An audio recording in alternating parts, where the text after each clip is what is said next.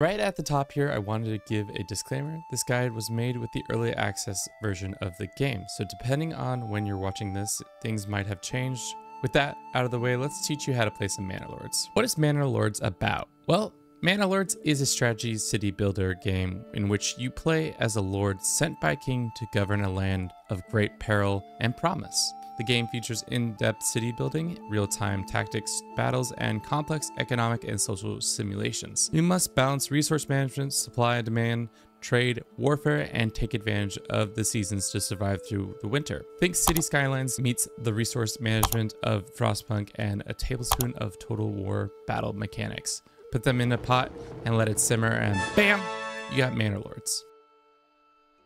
There are currently 3 game modes: Rise to Prosperity, Restoring the Peace, and On the Edge. All 3 have different victory conditions, and experiences can range from chill city building to fighting for your life. Rise to Prosperity is just a sandbox with the goal of making a large town. Restoring the Peace is where you are pitted against another baron with the goal of taking all the land that they have. On the Edge is where you have 1 to 2 years to set up your lands, and then waves of bandits will begin to show up to burn and pillage your nicely built cities. With how the settings are set up, you can mix and match all of these game types, making them easier or difficult depending on your preferences.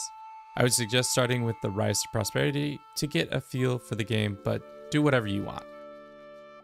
Every game starts the same. Some tents with 5 families, resources stacked up, and an ox all chilling in a field. You're going to be presented with a lot of information right from the jump, and it might be overwhelming, but all you need to know to succeed is as long as your people have a home and their needs are met, then your lands will prosper. How you progress and make larger and larger settlements is by leveling up your houses or Burgage plots. So let's build housing for your people. Might not have enough to start with 5 houses, and you'll need to get enough timber for that. You can see in the top left how many people are working on a task versus unassigned. Unassigned people are the ones who will be building and moving timber with oxen. The interesting thing about Manor Lords is that whenever you're building something, you'll always need an ox. How else are you going to be moving these big heavy logs around? The more oxen in your settlement, the quicker something can be built. If you're wondering why something is taking so long, check on your oxen and see what they're up to. You can always get more by purchasing them from a hitch post or livestock trade post. Once you have a logging camp built, you are now able to add families to work here. The more families involved in a task, the quicker that particular task gets done. In Manor Lords, you'll learn that depending on the season, you'll need to move your family from task to task.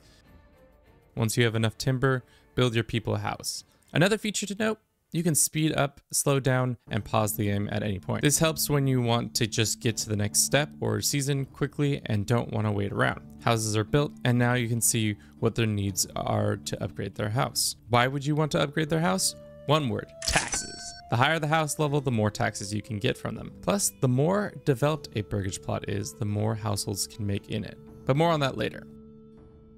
Burgage plots is where your peasants will live. To grow your population, you need an empty house for a new family to move in. The other factor is approval. With higher approval, the faster people will show up to your lands. The lower approval, the slower, and the higher likelihood of them leaving. At level 1, everyone needs access to water, church, to food, fuel, and clothing. At level 2, each plot will need same amount of water and a tavern, an upgraded church, 3 food, and 2 clothing. Level 3 is the same as level 2, but with 1 additional food portion needed. To move from one level to the next, you'll need to meet everyone's requirements, plus the resources to upgrade the plot. The more you level the houses, the higher the needs will be, and the more likely it will affect their approval if they aren't met. So it's good to keep in mind what you actually are able to support for each one of your regions. Let's move on to how we gain each one of these requirements. Water access comes from just putting a well down on an underground river, or anywhere if you have that setting enabled. You just need 1 per region right now, but I could see that changing with future updates.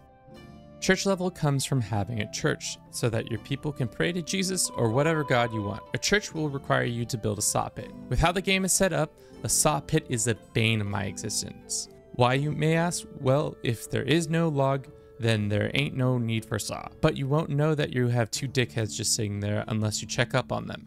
Back to teaching. Get a saw pit, and in no time you'll have enough planks. For a level 2 church, you'll need to get clay from your clay deposits and then build a clay furnace. The church can be upgraded immediately as long as you have the resources. You don't need to staff your church to get the requirement. If you do have a person working there, it's to bury the bodies. Why do you have bodies? It's the medieval age, and people die all the time. The fuel requirement is just firewood, but can become charcoal if you unlock the perk from the development branches. Your people will consume more wood/charcoal in the winter time, so it's good to switch more people to that task. Food can be any number of combinations of the following. Currently, you have meat, vegetables, berries, bread, eggs, apples, and honey. Eggs, vegetables, and apples, when used with a dead point, all be grown at one of the Burgage plots without taking a family away from their day job. The cost is pulled from regional wealth, which you can acquire through trade and taxes, but in the early game, you don't have much of this resource, so use it wisely. Meat and berries come from resource points. Berries can be depleted by time of year, and meat can be overhunted. Honey comes from apiaries, which requires a development point. Finally, bread comes from farming wheat. Personally, I stay away from farming in the first year because it requires a ton of time and manpower that can be put to better use. But to get the bread, you must get the wheat. To get the wheat, you must plop down a farm on a plot of land that looks the most fertile. The more fertile the land, the higher the yield. Then, of course, a farmhouse is needed to get people working on the plot. This is where seasons become important. Spring is for plowing and sowing, summer is for growing, and autumn is for harvest. Winter is for crying because you don't pay attention and for some reason the crop wasn't harvested in time. Once you have wheat, you'll need to build a windmill to grind it into flour, and then an oven for bread. You can see why I suggested to stay away from it for the first year. Farming is the best way to feed a large population. You can meet this requirement at first by having linen, leather, and yarn. Linen comes from flax, which can be grown. Wool comes from sheep and produces yarn. Both yarn and linen can be made at a weaver's workshop. Leather comes from hides that you can produce at the tannery. As it stands right now, it's much less labor intensive to get leather, so I personally mostly dabble in that. Linen, leather, and yarn all count as meeting 1 requirements, whereas if you get cloaks, clothing, or shoes made from the backyard extensions, they all count as 2 points. Ale is acquired through farming as well, so instead of growing wheat, you would need to get barley. After harvesting that, you'll need to build a malt house that turns barley into, you guessed it, malt. You'll have to make one of the families into a brewer to make that ale, which takes them away from their day job. Ale, for me, at least, is usually the biggest choke point for developing your land. It takes a lot of time to make it in the early game and can go very quickly. To overcome this, it can be smart to ration your ale when you are ready to upgrade.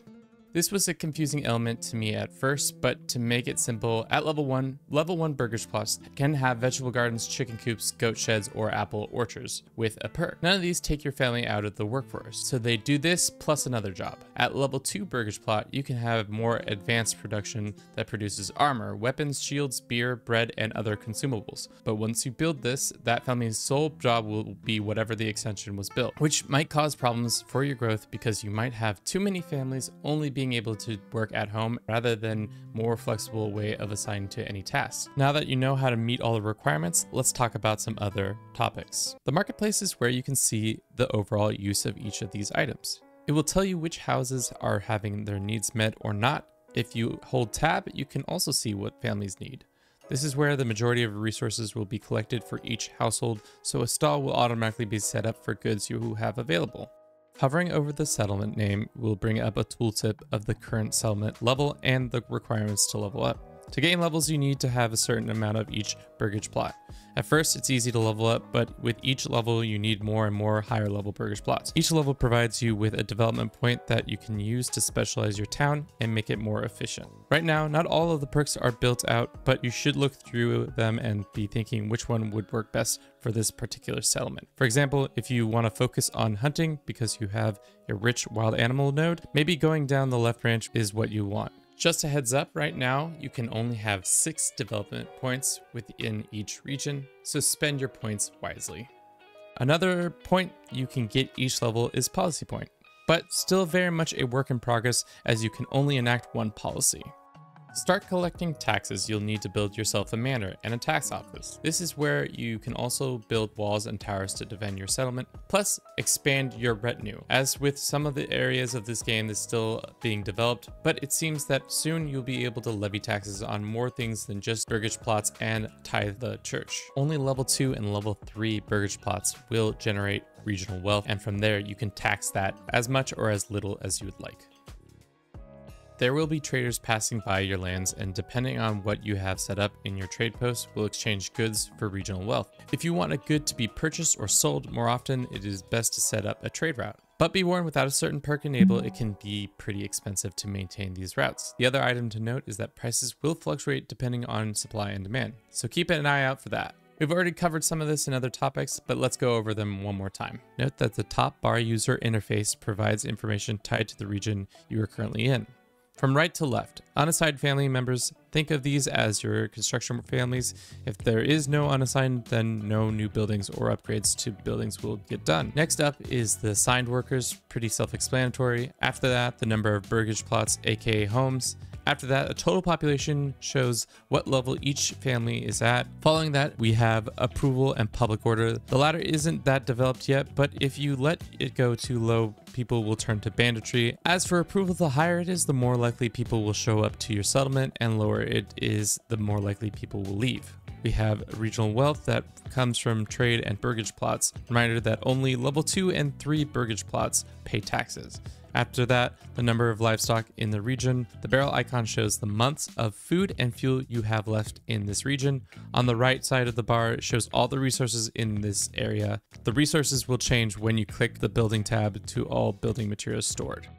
So you've toiled away for hours and now have a pretty solid settlement, and see that there are some choice regions around you. How you expand in Manor Lords is through influence. Influence is gained by raising settlement level, enacting policies, conquering bandits, upgrading your church and manor, and tithing. Depending on what you're trying to claim, it can either be 1,000 influence for an unoccupied region or 2,500 for an occupied region. If it's occupied, then you're going to have to battle it out. If it's unoccupied and there is a rival AI, then you'll have to potentially battle, but highly unlikely. Once you own that land, then you'll have to build a settlers camp, which cost comes from the treasury. The more expensive that camp is, the more resources you have to start in that region, which means it's advantageous to get the treasury up before expanding to a new region.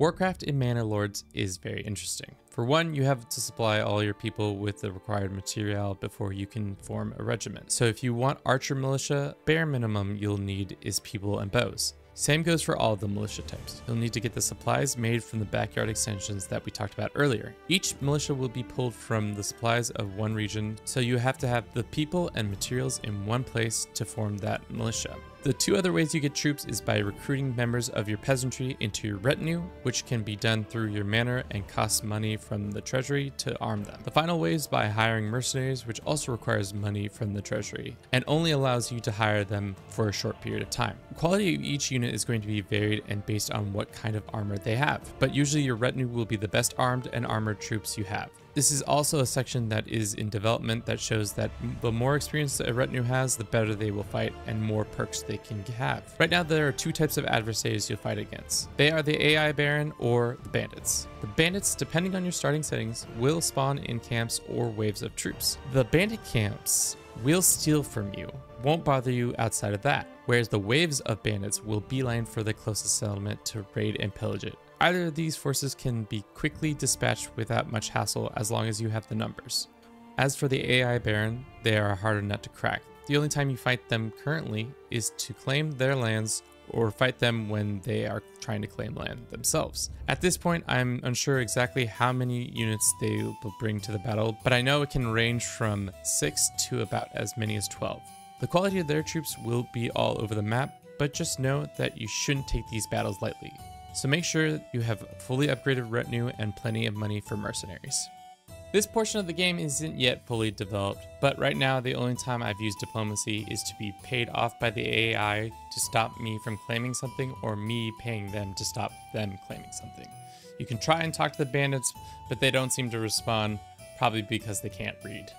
Here's some other random topics that we need to talk about. Roads can be automatically built as long as nothing is obstructing them. If you click on a building in the building tab, you can pull up an encyclopedia of sorts. It's not done yet, but can give some clarity on certain topics. You can stalk people through their day-to-day lives. Just go to their homes and click on them and see what they get up to. While you're there, why not rename them? Change the whole family to Bob. That won't get confusing. And lastly, you can make it the cinematic shots by hitting Control-C. You can save camera locations by hitting Control-Shift a number, instantly go back to said number by hitting Shift that number. That's how I've been able to capture the growth from nothing to a big-ass town. I've really enjoyed this game so far. The core that I've seen is very well done. The immersion of having to deal with weather and a medieval technological constraints makes for a very fun city builder. You appreciate how much easier modern life is compared to our ancestors, not having to toil away for several months just to survive winter every year. Seeing your town starting from nothing and then growing into a sprawling city really gives you a great sense of accomplishment. This is probably one of the first games I played where the battle mechanics makes me feel for every loss. Having to arm and recruit your army makes it much more realistic. Obviously, this game is still in early access, so there's a lot of growth and potential, but whatever comes of this process, I'm excited for you all to get to experience it and start making your own stories. Thank you for watching the video. If you enjoyed this, why not subscribe to the channel? If you feel like supporting us further, why not join the Patreon where we make little silly videos about random topics? That's all I have for you. Have a good rest of your day, and ciao.